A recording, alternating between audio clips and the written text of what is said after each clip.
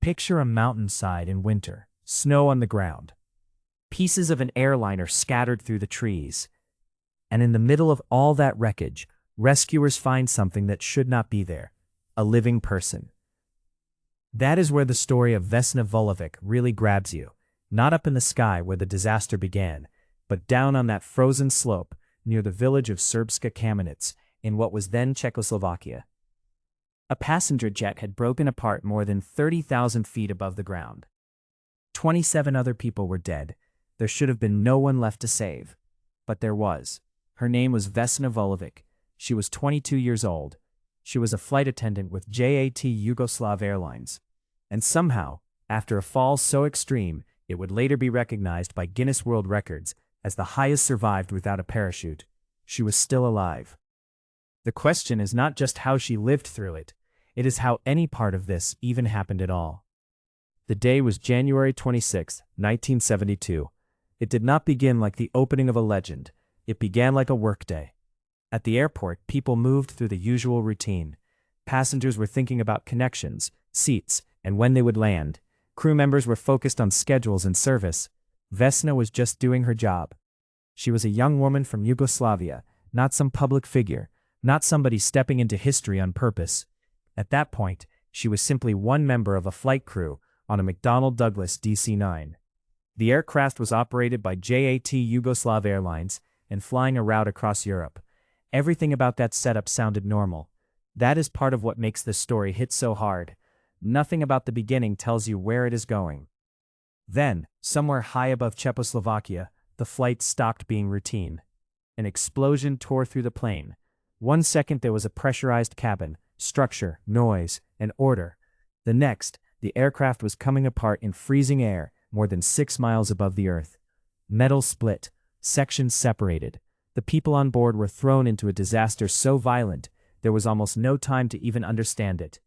Later, the official understanding centered on a bomb in a suitcase in the baggage compartment. That has long shaped the story of the crash. But inside the plane, in that moment, no one had the luxury of thinking about causes. There was only catastrophe. The DC-9 broke apart over mountains and forest. Wreckage came down across the landscape near Srpska Kamenec. For almost everyone on board, that was the end. Vesna somehow was not thrown into open air the way many others were. She was trapped inside the rear section of the fuselage as it fell. And that may be the single detail that kept her alive. Instead of falling as one unprotected body through the sky, she remained pinned inside a section of torn aircraft that acted in the worst possible way, like a shield. The broken rear portion crashed into a steep wooded slope covered in snow. The trees may have slowed it. The angle of impact may have helped. The snowy terrain may have absorbed some of the force. None of that makes the event sound safe. It only explains how the impossible might have barely become possible. Even with those breaks, survival still should have been out of reach. But when people reached the crash site, they found her alive. A local man named Bruno Hanke was among the first to get there. He had served as a medic during World War II. That detail matters, because in a disaster like this, the minutes after impact can be just as deadly as the impact itself. Hanke reportedly knew enough not to move her carelessly. He kept her still and waited for proper rescue. It is one of those small turns in a story full of huge ones. If the wrong person had found her first, the ending might have changed right there on the mountain. Vesna's injuries were catastrophic. She suffered a fractured skull. Both legs were broken. Her pelvis was broken. Several vertebrae were broken as well. And for a time she was paralyzed from the waist down. Her body had been crushed by a fall that should have killed her many times over. And yet she kept living. This is the part people sometimes skip past when they only know the headline version. They hear that she survived a 33,000-foot fall, and it lands like a strange fact, almost like trivia. But surviving the impact was only the first part. After that came the hospitals, the surgeries, the pain, the long stretch where survival is no longer dramatic from the outside, but is probably even harder for the person living it. Recovery in stories usually gets compressed into one sentence. Then she healed, then she got better, then she moved on. Real recovery does not work like that. It is slow, it is physical, it is frustrating, and when your injuries are this severe, every step back toward ordinary life has to be fought for. Vesna spent months dealing with the damage. Doctors were not just treating broken bones. They were dealing with the aftermath of a body that had endured a level of trauma that almost never leaves anyone alive. The fact that she had a future at all was extraordinary.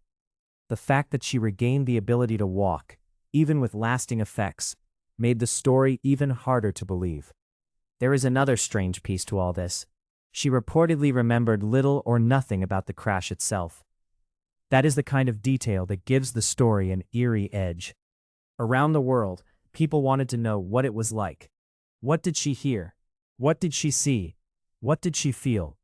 But trauma does not care what future listeners want.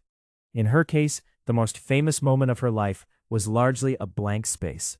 So imagine waking up into a world where everybody knows your name for something you cannot fully remember. That became part of Vesna's life too. As the years passed, she was no longer just a former flight attendant. She became the woman who survived the unsurvivable. Newspapers and interviewers kept returning to the same fact. A plane exploded high above Europe, and one person lived. Her survival was treated almost like evidence that reality had briefly broken its own rules. But that kind of public attention has a shadow to it. To everyone else, the story is astonishing. To the person at the center of it, it also means being tied forever to the worst day imaginable. Every introduction carries the disaster with it. Every retelling pulls the wreckage back into the room. And beneath the miracle, there was still a tragedy that never went away. 27 other people died in that crash. That matters here, not as a side note and not as a formality. The story of Vesna Vulovic is often told as a miracle of survival, and it is, but it happened inside a mass casualty disaster. Families lost people they expected to see again. A routine flight turned into a field of wreckage. Her survival does not erase any of that. If anything, it makes the whole event feel even more unreal. One life continuing in the middle of so much loss. And maybe that is why this case still gets under people's skin. It pushes against something we think we know about the world. We assume some distances are too far. Some impacts are too violent. Some moments draw such a hard line between life and death that there is nothing left to discuss. Then this case shows up and refuses to behave. A plane breaks apart more than 30,000 feet in the air. A young flight attendant is trapped inside torn metal. That wreckage falls onto a snowy mountainside. A former wartime medic reaches the scene, and against every reasonable expectation, she survives. Not cleanly, not easily, not without devastating injuries, but she survives. If you strip away all the headlines and all the retellings, that may be the real power of this story. It is not just that Vesna Vulovic lived through something almost nobody could live through. It is that her survival depended on a chain of brutal, unlikely details lining up just enough to leave a narrow opening where there should have been none. The rear section of the fuselage, the slope, the trees, the snow, the rescuer who knew what not to do, a body that somehow held on. Change one part of that, and maybe there is no survivor. No world record. No story people still talk about decades later. Just another list of names. Instead, there was Vesna. She lived long enough to recover, to walk again, and to become a symbol of endurance in her home country. Not a symbol she asked for, maybe, but one she carried anyway. Her name became attached to one unforgettable fact. She survived the highest fall without a parachute ever recorded. And even now, that sentence does not sound fully real. Maybe it never will, because this is one of those true stories that keeps its mystery even after you know the ending. You can list the injuries, you can describe the fuselage, you can point to the snow and the trees and the angle of impact. You can say investigators believed a bomb destroyed the aircraft. You can map the wreckage field and count the dead, and still one fact sits there, almost untouched by explanation. Vesna Vulovic fell from the sky inside the broken remains of an airliner. And she lived. That is the ending. Not a twist, not a rumor, not a legend built over time, just a true story that sounds impossible anyway. As always, visit us at readtherealstory.com for more unbelievable true stories. Until next time, stay curious.